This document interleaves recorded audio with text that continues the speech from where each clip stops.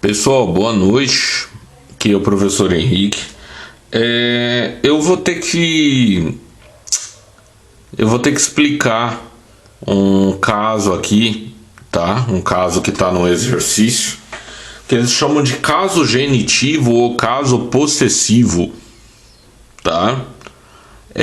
O nome aqui parece ser o nome de uma coisa meio complicada, mas se você entender o que está acontecendo aqui, nessa frase aqui, e entender que a tradução dessa, ela fica de uma maneira entendível pra gente em português, tá?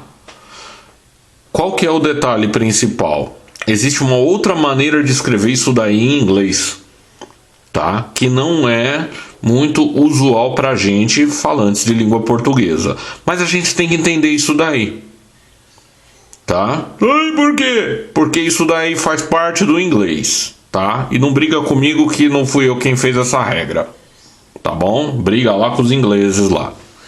Então, qual que é o detalhe? Você tem aqui escrito The car of Paul. The car of Paul. Se você for traduzir essa frase aqui ao pé da letra, vai ficar o carro de Paul. Lembrando que a gente não traduz nome, tá? Mas se for traduzir, o carro de Paulo, tá bom? Agora, o que você tem que entender? Você tem que entender que isso aqui você pode escrever de uma outra maneira em inglês, tá? Você tira o the e só coloca o nome do dono, coloca aquele apóstrofe, coloca o S e coloca o objeto. Então, escreve o nome do dono, apóstrofe, o S, dá um espaço e escreve o objeto. O professor vai falar de novo. Escreve o nome do dono, escreve a apóstrofe, aliás, o apóstrofo, escreve o S, dá um espaço e escreve o nome do objeto, certo? Então, the car of Paul acaba virando Paul's car. Até aí tudo bem? Sem problema.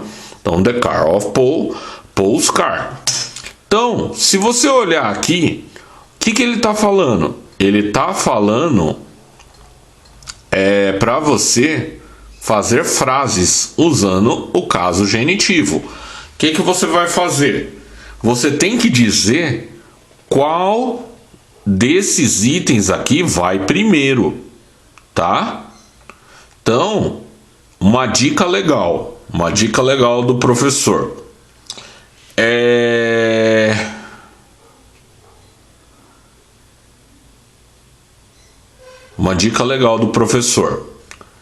pega a palavra que tem a letra maiúscula e coloca ela na frente.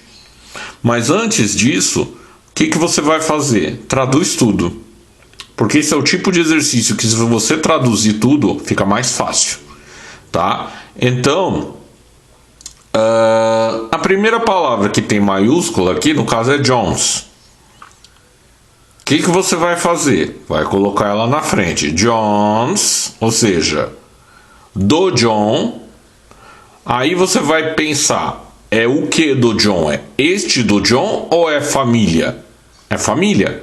Então, John's family, tá? Ou seja, a família do John. E aí o que você vai fazer? Você vai colocar um is maroto aqui. Is this. Daí coloca o this aqui no final. Ou seja, John's family is this. Sem problema. Poderia colocar ao contrário, fazer uma outra ordem? Poderia. This is John's family. Sem problema. Sem problema. Tá? Vamos para o item 2. Poems, these poets I like. Aqui o negócio acaba ficando um pouquinho mais restritivo, certo? Mas a gente pode dar uma mudança também. Então você pode colocar, por exemplo, I like, ou seja, eu gosto, these poets poems, poems. Eu gosto dos poemas, aliás, dos poemas deste poeta. Daí, quando você for traduzir, você vai traduzir na ordem como se a gente falasse em português, tá? Você pode escrever de uma outra maneira? Pode.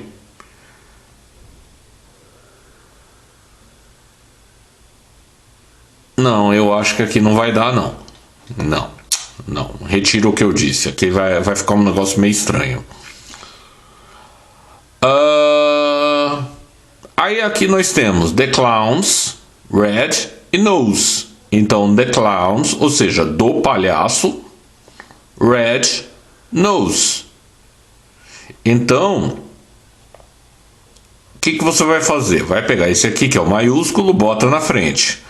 The clown's red is nose, ou seja, o vermelho do palhaço é um nariz? Não. Então, the clown's, você vai colocar aqui, nose, ou seja, o nariz do palhaço, que é como você vai traduzir o nariz do palhaço, is red, tá? É vermelho. Então, the clown's nose is red. É o que você vai colocar aqui. The clown's nose is red. Não esquece de colocar o is, tá bom? Bom, vou parar por aqui e aí num outro momento a gente continua, tá bom? Bye bye, see you.